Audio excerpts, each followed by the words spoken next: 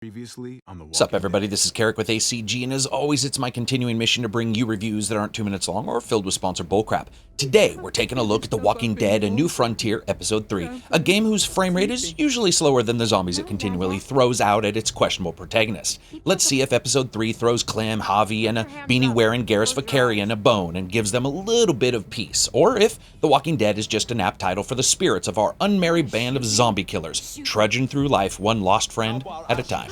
Let's check it out and see. As always, if you like the video, maybe subscribe. So here's my review for The Walking Dead: The New Frontier, Episode 3. Man vs. child wrestling to the death, forgetting to tell folks where the car is parked, and enough baseball slides for a World Series. Now, one caveat before I begin: due to some huge changes in the stories, only very particular sections are going to be shown here, and that may not actually match well with what I'm saying, but it could only be considered a total story spoiler if I did so.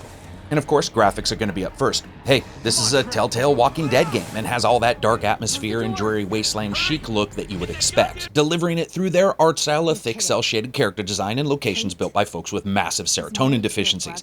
But that's really what helps these games, that gritty, dirty, no one can have sex because of UTIs look to the entire world, where scratching yourself on a garden rake probably means dying horribly from some unnamed infection. And regardless of any other issues, these titles have it in spades, and I've always actually really liked that look. Unfortunately, the fact is, not all is right in the world of undead power walkers. Technically, not much has actually changed between Episode 1 and 2, and actually I mean Season 1, Episode 1 and 2, when it comes to the engine here. It's absolutely apparent to everyone who's ever seen a movie post the introduction of Technicolor that the underlying engine absolutely cannot cope anymore. Now, I'm not gonna lie, some titles handle this better or worse, but New Frontier Episode 3 is absolutely on the short end of the dipping stick here, dropping to less than 30 frames per second on an i7 at 4.2 and an NVIDIA 1080 at only 1080 resolution is completely unacceptable at this point. And the drops are actually random. 1 second you're sitting pretty at 60 or higher FPS, and the next is diving low and choppy and throwing fragmented frames all across your screen.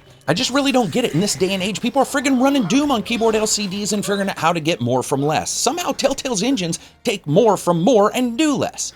But as a package, I love the theme, the characters, and the color work, as I've said in past reviews for all these various titles. But in the immortal words of Jack Nicholson, this technology needs an enema. Sound, music, and voice. I know him. That was one of Gabe's friends. Drew. He was so sweet. He always had a smile on his face. Is that it? I remember something about it facing toward the Little Dipper. That's it. We need to go this way. What else is in there? Not a whole lot. Flashlight.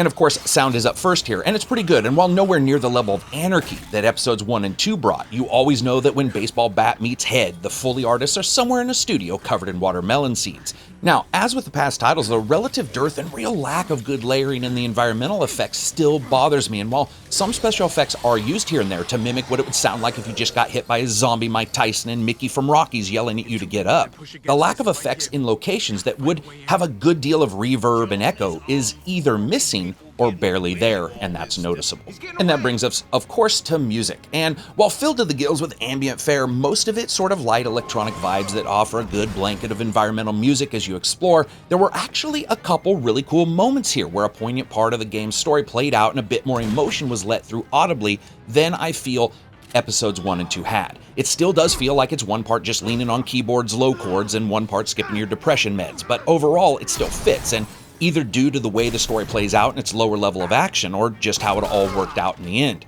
The music gets a chance to pop up here a couple times and add to a scene, and I absolutely noticed and I love it. Voice. So I have to say, Danny Ramirez continues on as Javi, and I continue to think he does a magnificent job. Without spoiling anything, some others show up here that do a great job as well, and of course, as seen in prior episodes, the voice actor for Garrus Vakarian, and in this title, the aptly named Jesus, does a really good job, and there's some good solid backing from everyone else throughout. But in a really strange twist, I actually had an issue with some of Clementine's lines, and they ran really incredibly hollow. They just didn't sound connected to the situation at hand, and I don't know if the voice direction was bad there or what, but it could be a plan, as Clem is seen growing emotionally throughout this title anyway, so maybe she's turning into the Terminator version of a zombie killer. I'm not quite sure, but it was noticeable. Gameplay. Now, as always, we start a little bit about the story. You still play as Javi and sometimes in flashbacks as others, as you continue to try to keep those around you safe while watching for the true bad guys the entire fiction is actually named after, and that's humans. Because let's be honest, make no mistake, humans in this game are like friggin' sharks. You don't start negotiations with a shark. You kill your friend so that shark stops to eat and you can swim off. And that pattern's repeated again and again and again here, and despite frequent attempts to prove the contrary, the game's twisting story really leaves you with very little choice, and pretty much like an orgy, someone's getting screwed. Now, when it comes to the mechanics of the gameplay, they're identical to the last titles, with QTE events separated by location exploration and narrative, with everyone and their mother remembering what you said or what you did, or remembering this or that. Shoot someone in the face. Folks will remember that. You know what? I would goddamn hope so. Someone just got shot in the face. That's not a friggin' high school locker combination where you just forget it, but the game always wants to remind you. Now, the game's actual overall playtime is a bit less than 2 hours for a full playthrough, though due to the decisions here, I'm sure there's a great deal of replayability for those who want to do so.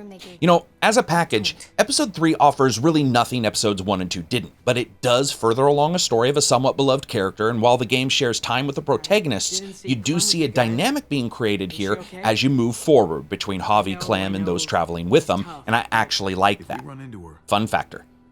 Listen, if there's one thing that these games do right, if you like the titles at all, is make you care for the characters, even if caring translates into wanting to hold their head underwater for a couple minutes. I mean, who doesn't have an opinion on Kenny? Or who doesn't question the last choice in the ending of Season 1?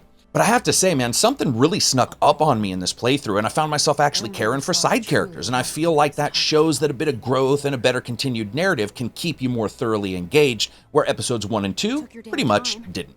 But would I call these games fun? Sure, it's interesting to weave in and out of the stories, and while we can all decry the woeful technology state the game delivers itself in, it does have some good writing, pacing, characterization, and overall it's just a fiction a lot of people like. So as you guys know, I rate games on a buy, wait for sale, rent, or never touch it again rating scale, with rent being a deep sale on PC titles. This is still actually just wait for a sale, but for a different reason than the prior episodes. As you remember, I found Javi and overall everyone in the first 2 episodes a bit difficult to really connect with.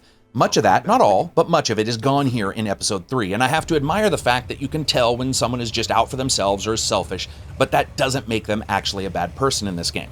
The issue here is the game itself, fully patched up. It runs worse than the prior titles by a great deal, and after testing it on 2 configurations, I just can't say to anyone that they should rush out and buy into the series with performance this poor. I mean, it actually really can impact gameplay, whether it's turning somebody's head into a pink mist with a baseball bat or just trying to look around a garage. The FPS drops are a hindrance here and completely noticeable. So that's it for me. If you like the video, give it a thumbs up. Maybe check out Twitter or Patreon. That's how I continue to give you guys reviews. If you dislike the video, give it a thumbs down. And stay tuned for the Persona 5 review, which is coming up next. Peace out and enjoy the rest of your week.